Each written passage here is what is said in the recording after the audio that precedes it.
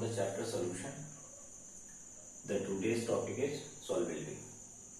अब सॉल्युबिलिटी को समझने के लिए, सॉल्युबिलिटी एक बड़ा सिंपल सा टॉपिक है, इसको समझने के लिए हम एक एग्जांपल आपको दे रहे हैं। यहाँ पे देखिए एक कंटेनर हमने दिखाया हुआ है, ये एक ग्लास है या एक बीकर है, उसमें वाटर लिया हुआ है जो कि सॉल्वेंट की तरह एक्ट करेगा, और यहाँ पे सॉल्ट लिया हुआ है जो कि यहाँ पे सैल्यूट की तरह एक्ट करेगा। हम यहाँ पे सैल्यूट कोई भी ले सकते हैं, जैसा भी हमें गैस दिया होगा, सॉलिड दिया होगा, जो भी दिया होगा हम वहाँ पे सैल्यूट लेंगे। जिस सब्सटेंस को भी हम यहाँ पे डिसॉल्व करना चाहते हैं, सॉल्युबल करना चाहते हैं, उसको यहाँ पे मिला रहे हैं।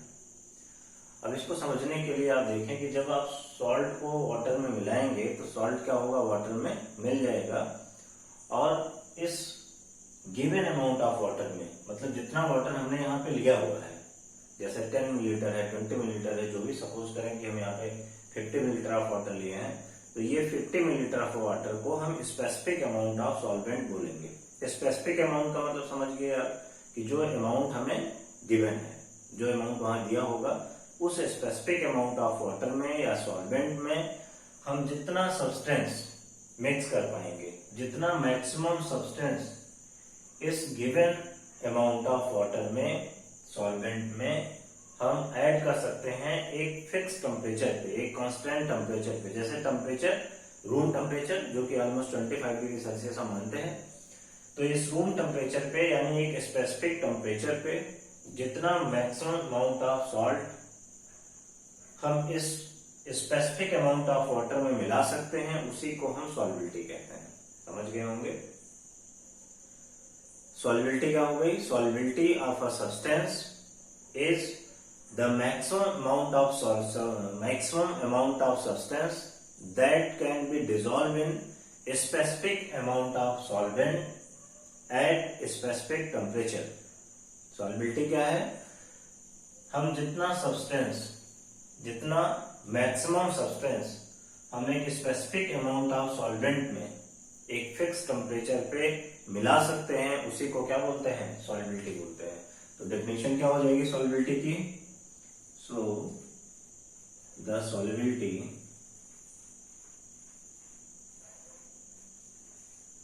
Of a substance is its maximum amount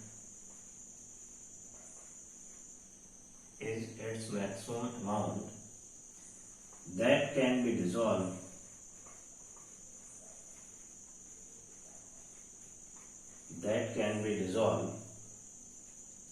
in a specific amount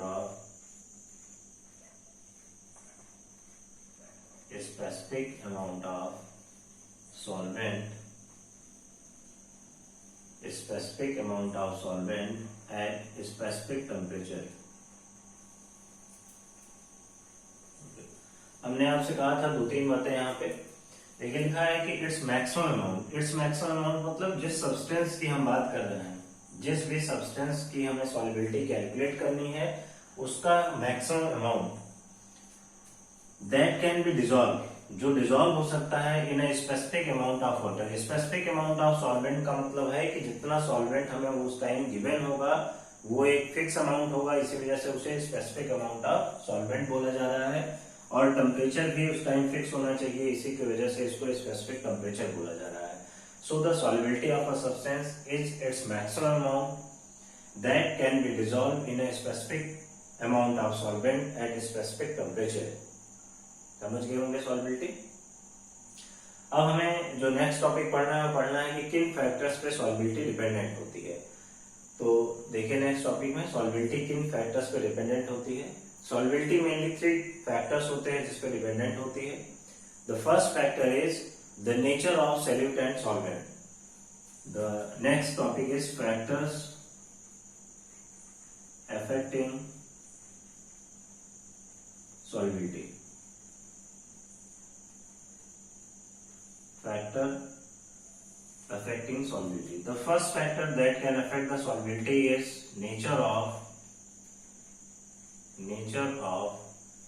solute and solvent. solute और solvent का नेचर जिसको हम मिला रहे हैं ये डिपेंड करता है कि दोनों सब्सटेंस एक दूसरे में सॉल्युबल होंगे कि नहीं होंगे, डिसॉल्व होंगे कि नहीं होंगे।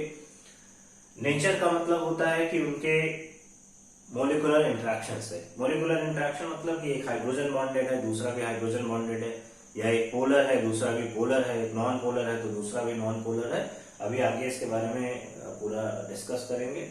पहले आप केवल यहाँ पे फैक्टर्स देख लेंगे कौन कौन से फैक्टर होते हैं जिसपे सॉल्युबिलिटी डिपेंडेंट होती है। The first factor is nature of solute and solvent. The next factor on which the solubility depends is temperature. And the third factor is pressure. So there are three factors on which the solubility of a substance depends, that is nature of solute and solvent. Next factor is temperature and the third one is pressure. And we have to study about the effect of these three factors on the solubility of solid in liquid and on the solubility of gas in liquid. So we have to study about the effect of these three factors on the solubility of solid in liquid. First, solubility of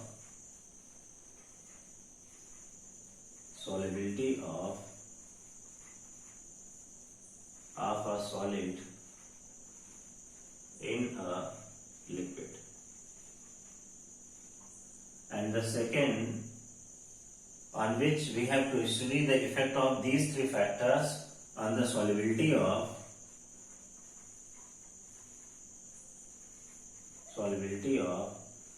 a gas in a liquid. We have to study the effect of these three factors on the solubility of solid in liquid and on the solubility of gas in liquid. So we study one by one in the next video. Thank you.